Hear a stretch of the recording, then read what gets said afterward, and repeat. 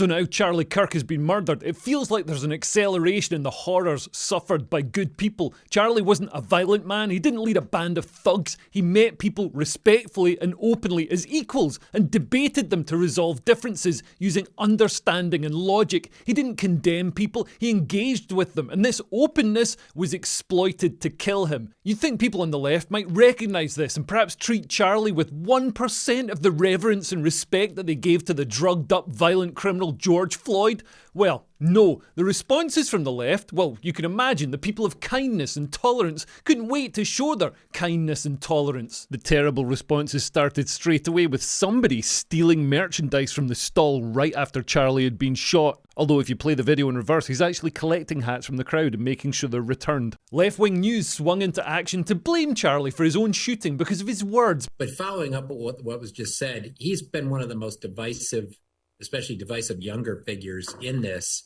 who is constantly sort of pushing this sort of hate speech or sort of aimed at certain groups. And I always go back to hateful thoughts lead to hateful words, which then lead to hateful actions. Because to the left, words are violence, but actual violence is totally justifiable. The ends justify the means. The New Republic described the killing as MAGA troll Charlie Kirk shot during speaking event at university. To look at Charlie Kirk, an intelligent, kind family man with conservative Christian values, and define him as a troll on the day of his murder takes a special kind of disgusting. Speaking of a special kind of disgusting, the race grifter Shola Shogbamimu, who's an honorary dean or professor of Newcastle University, called his death poetic before the blood had even dried. Another race grifter, Nels Abbey, compared Charlie to the KKK. Yeah. Can I just say something? I don't agree he was a Cicero for the TikTok age. I believe he was a David Duke for the TikTok age. And I have some degree... Can you just remind us who David Duke was? The former Grand Wizard of the Ku Klux Klan. This was a very seriously deep... And the New Republic reminded us again who the real victims are. The far right is already blaming the left for Charlie Kirk's shooting. Oh, those horrible far right bigots and these poor leftists. What have they ever done over the last 24 hours? The BBC had someone laughing about Charlie Kirk's shooting. It is a really shocking moment, and I was thinking, I've never shared a Trump post in my life. I will contemplate sharing this one. But what I will say with a caveat, he wasn't admired and loved by all. And MSNBC called Charlie Kirk divisive and polarising. Charlie Kirk is a divisive figure, polarising, lightning rod, whatever term you want to use. Do these people not realise that their words are broadcast and someone might tune in? I know it's MSNBC, but someone might watch. Feminist news outlet Jezebel had hired a witch to put a curse on Charlie 2 days previously that led to them posting a very strange editorial note. It's a shame it's not the 1700s, or I'm pretty sure this would be grounds for a dunking. Leftists attended a vigil for Charlie to disrupt it. Do you support his death? I do. You support his death? Charlie Kirk. You support Charlie Kirk being killed? Yes, I do. On the day he died, you're here at a vigil for Charlie Kirk and you support his death. Do you support a Nazi?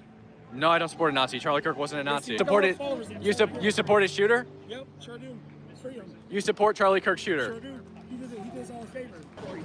Would you shoot somebody like Charlie Kirk? I would have killed him myself. You would have killed him yourself? Okay. Do you have a job here in Seattle?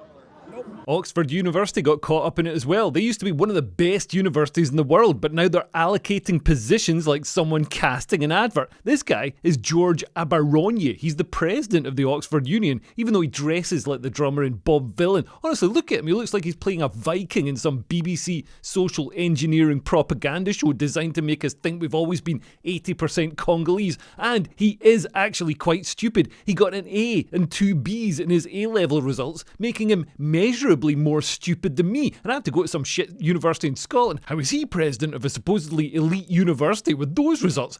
I can't imagine what swung it for him. Anyway, he posted, Charlie Kirk got shot, let's effing go, and Charlie Kirk got shot, lol. He'd previously debated Charlie at Oxford University, and I hate to shock you, but he lost. He apologised, calling his reaction impulsive. Impulsive? I never would have thought that that'd be a personality trait of someone like you. And of course, lefty comedians made their jokes. Here's transgender comedian Brandy Bryant saying Charlie Kirk's grave is a gender-neutral toilet. Doesn't even work as a joke, but well done on revealing yourself, you Adam Ant Roadie-looking bin bag muncher. You look like a scaffolder on a stag do. And British comedians who live in a bubble of rabid leftism got stuck in. Dumpy communist Josie Long said, "I'm on Twitter for the night for the crack.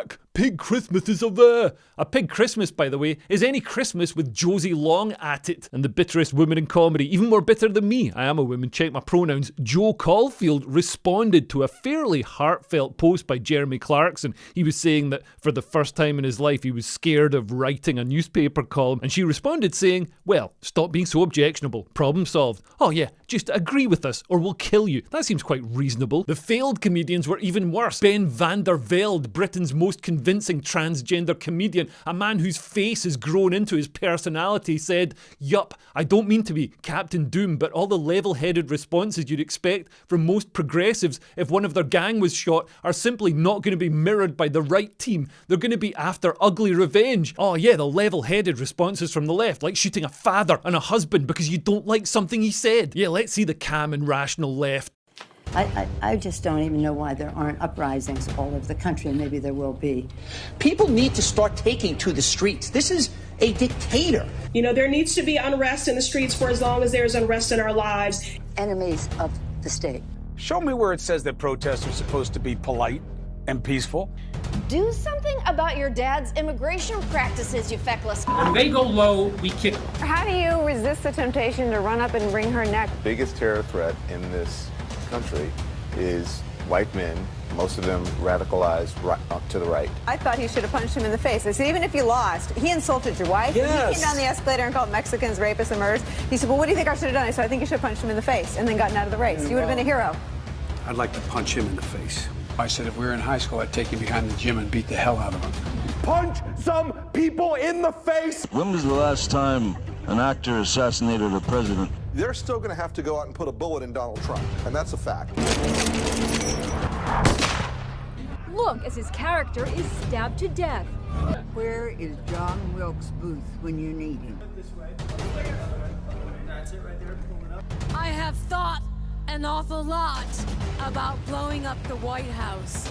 A Missouri state senator is under investigation by the Secret Service after saying she hopes President Trump is assassinated. I will go and take Trump out tonight. And if you see anybody from that cabinet in a restaurant, in a department store, at a gasoline station, you get out and you create a crowd.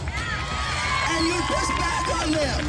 And you tell them they're not welcome anymore, anywhere. The left also used this incident to push their own agenda, saying Charlie wouldn't have died if there'd been gun control. Yeah, because look how we're so safe in Britain because of gun control. Oh, your daughter's been raped to death and put in a kebab by a grooming gang. But the good news is, you can't shoot them. So many lefty commentators and political leaders had nothing but disdain. They don't care that Charlie was killed. When they take power, do you think they'll care about you? House of Representatives attempted to hold a moment of silence for Charlie Kirk, and some Democrats protested. In the European Parliament, a Conservative politician gave over the rest of his speaking time to a minute's silence for Charlie Kirk. This was denied by the left. Yeah.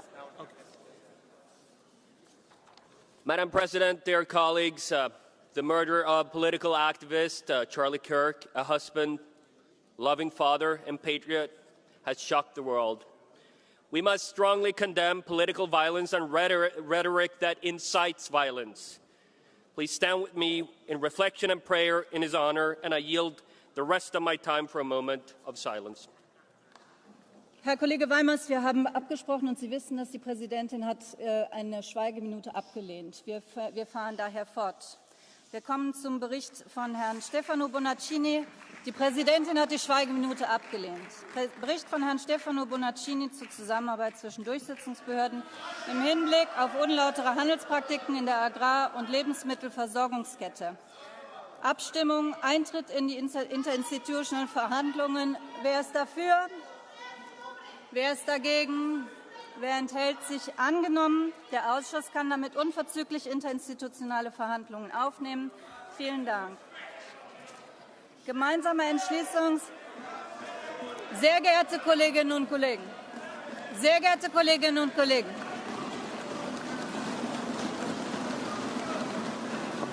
Sie können noch weitermachen.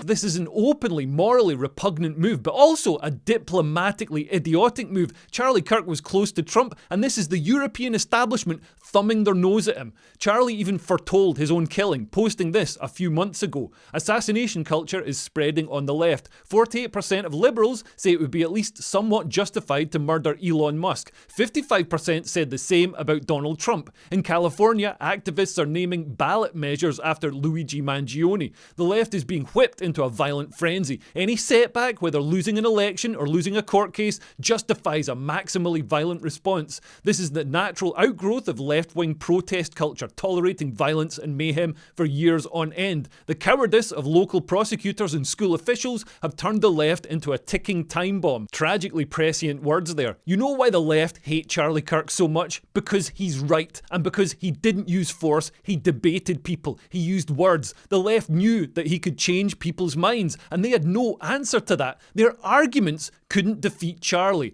so they used violence, and they're celebrating violence. And that's why they all post that he lost the debate, because that's the only way they can win the debate. The trouble with leftists is that they believe that the ends justify the means and that they've got a monopoly on kindness, so their own conscience doesn't trouble them while they commit atrocities. I'll leave you with a few words from Charlie, who is wise beyond his 31 years. The spiritual battle is coming to the West. And the enemies are wokeism or Marxism combining with Islamism to go after what we call the American way of life. And the American way of life is very simple. I want to be able to get married, buy a home, have kids, allow them to ride their bike till the sun goes down, send them to a good school, have a low-crime neighborhood, not to have my kid be taught the lesbian, gay, transgender garbage in their school, while also not having them have to hear the Muslim call to prayer 5 times a day. That's important. We want the American way of life, which is, by the way, Christendom. Christians, our sacrifice, our toil, our vision, the outgrowth of the scriptures gave us Western civilization.